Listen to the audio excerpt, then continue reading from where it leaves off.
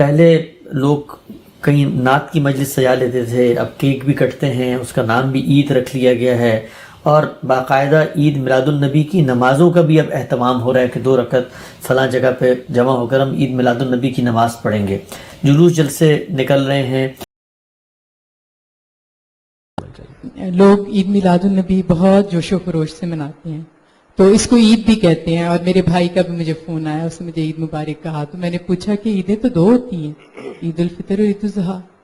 تو یہ جو عید کہتے ہیں اسے، یہ کہاں تک اسے کہنا ٹھیک ہے، ہمیں اسے عید کہنا چاہیے یا نہیں؟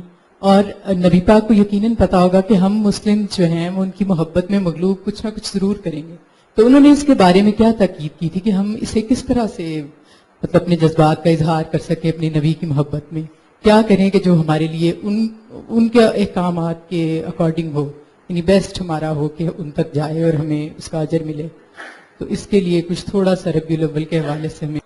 یہ ویسے بڑی فطری بات ہے کہ جب سے دنیا بنی ہے لوگ اپنی بڑی شخصیات کے دن مناتے رہتے ہیں، اور قومی لحاظ سے بھی مذہبی لحاظ سے بھی مختلف تہوار مختلف قوموں میں، مختلف گروہوں، جماعتوں اور مذاہب میں اس کے لیے مقرر کیے جاتے رہے ہیں۔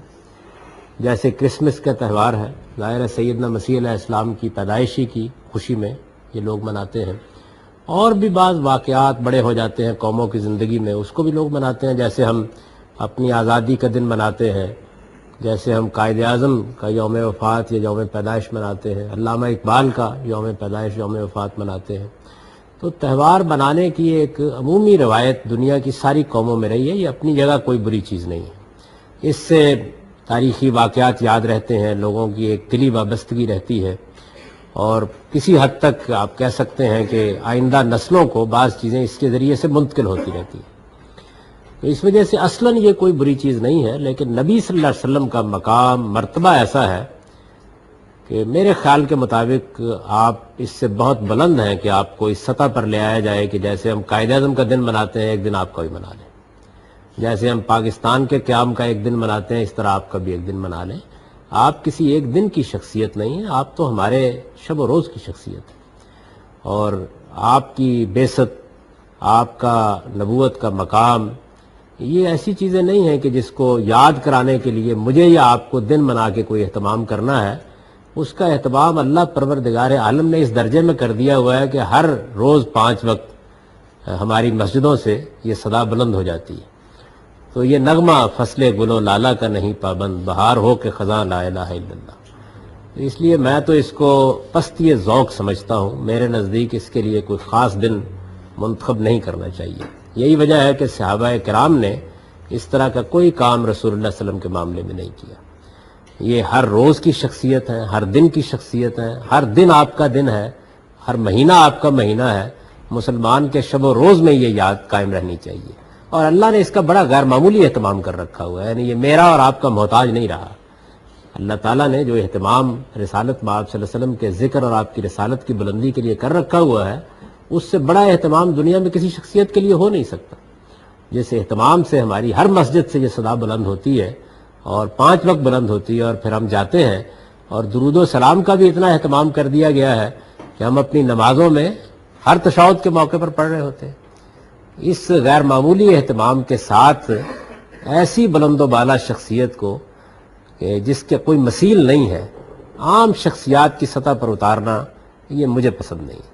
تو میں نے اس پہ لکھا بھی تھا ایک زمانے میں، آپ اس کو پڑھ سکتے ہیں، تو میں تو اس کو پسند نہیں کرتا۔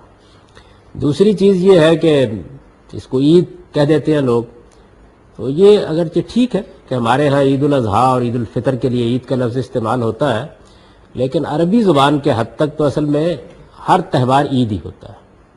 یعنی اگر کسی ملک کا یوم آزادی بھی منایا جائے گا تو اس کو بھی عید ہی کہتے ہیں عربی میں، تو اس سے کوئی فرق واقع نہیں ہوتا۔ جب آپ نے منانے کا فیصلہ کر ہی لیا ہے تو پھر کہہ لیں عید، اس لیے کہ عید تو کہتے ہیں کہ ایسا تہوار کہ جو ہر سال بار بار آتا ہے، لوٹایا جاتا ہے، اس سے یہ لفظ بنا ہوا ہے، یعنی بار بار آنے والا۔ تو میں نے اپنا رجحان آپ کی خدمت میں بیان کر دیا ہے، اور میں اس کو پسند نہیں کرتا۔ میرے خیال میں اگر سیرت کا بیان ہونا ہے تو وہ بھی ہمارے شب و روز کا حصہ ہونا چاہیے، اگر لوگوں کو دین سکھانا ہے تو وہ بھی ہماری دن رات کی ذمہ داری ہے۔ تو یہ ایک دن یاد کر کے پیغمبر کو آپ رکھ چھوڑے یہ میں سمجھتا ہوں کہ ان کے بلند ترین مرتبے کے شان شان نہیں. میلاد سے کیا مراد ہے؟ میلاد کا مطلب ہوتا ہے کچھ پاکیزہ اشعار پڑھ لیے جاتے ہیں یا آپ کی شان میں کوئی چیز پڑھ لی جاتی ہے، تو اس پر کوئی اعتراض نہیں ہے. یعنی اگر آپ نے منانے کا فیصلہ کر لیا ہے تو پھر تو صرف یہ دیکھا جائے گا کہ اس میں آپ کیا فرما رہے ہیں.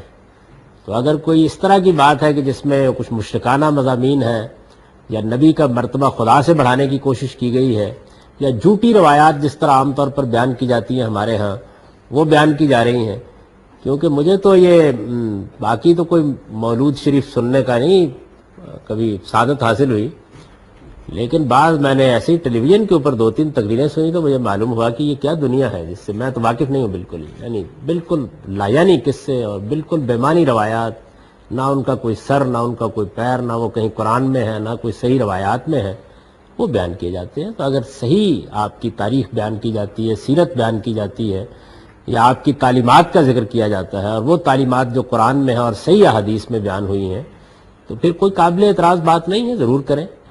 لیکن یہ ضرور دیکھ لینا چاہیے کہ نبی صلی اللہ علیہ وسلم کا معاملہ کسی ہما شما کا معاملہ نہیں ہے. آپ کی طرف نسبت دے کر جو بات بھی بیان کی جائے وہ بات صحیح بات ہونی چاہیے. صحیح سے میرا مطلب یہ ہے کہ اپنی امکان کی حد تک تحقیق کر کے بات کرنی چاہیے کیا بات ہے جو ہم کر رہے ہیں، کیونکہ آپ کی ذات کے حوالے سے جو بات بھی بیان کی جائے گی وہ لوگوں کے لیے عقیدت کا منبع بھی بنے گی اور اس سے وہ دین بھی اخذ کریں گے. تو یہ بڑی ضروری بات ہے کہ اس میں احتیاط کی جائے. تو میں تو بند کر کے بیٹھ گیا اپنی، اس کے بعد نہیں سن سکا جو کچھ بیان ہو رہا تھا. بلکہ بعض قصے میں نے بہت چیزیں پڑھی کہیں اپنے زمانہ طالب علم میں، اس طرح کی جو کہانیاں بیان کی جاتی ہیں، لیکن اب تو ایسی کہانیاں سننے کو ملی کہ جو اس وقت بھی نہیں سنی تھی. ایک تبدیلی خود ہم نے پچھلے 10 سال میں دیکھی. آپ کی عمر زیادہ ہے، آپ نے مزید اس کا مطالعہ کیا ہوگا. ایک فیسٹیول کی صورت اختیار کر رہا ہے 12 ربیع الاول.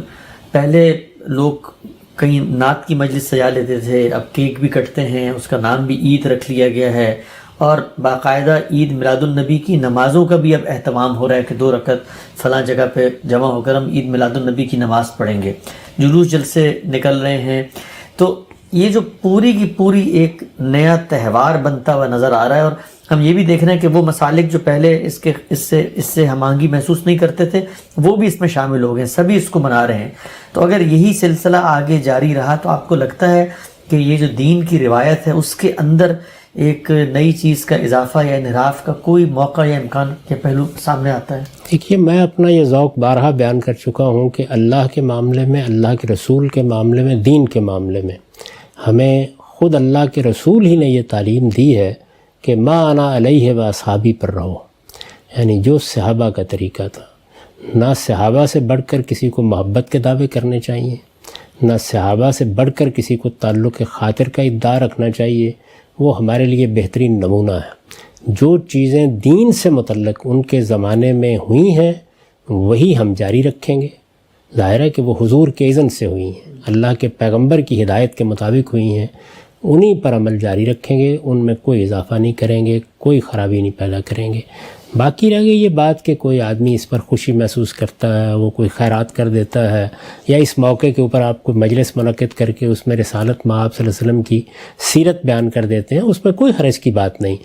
تاہم یہ بات یاد رکھنی چاہیے کہ رسول اللہ صلی اللہ علیہ وسلم اس سے بہت بلند ہے کہ آپ کو ایک دن کی شخصیت بنایا جائے. آپ ہر روز کی شخصیت ہیں، ہمارے ایک ایک دن کی شخصیت ہیں، ایک ایک رات کی شخصیت ہیں. یہ پوری زندگی آپ کے ساتھ وابستہ ہے اور آپ کے ذکر کو بلند کرنے کا اللہ نے اہتمام کر رکھا ہوا ہے. ہر 5 وقت آپ جانتے ہیں کہ مسجدوں سے آواز بلند ہوتی ہے، اشہد ان محمد الرسول اللہ.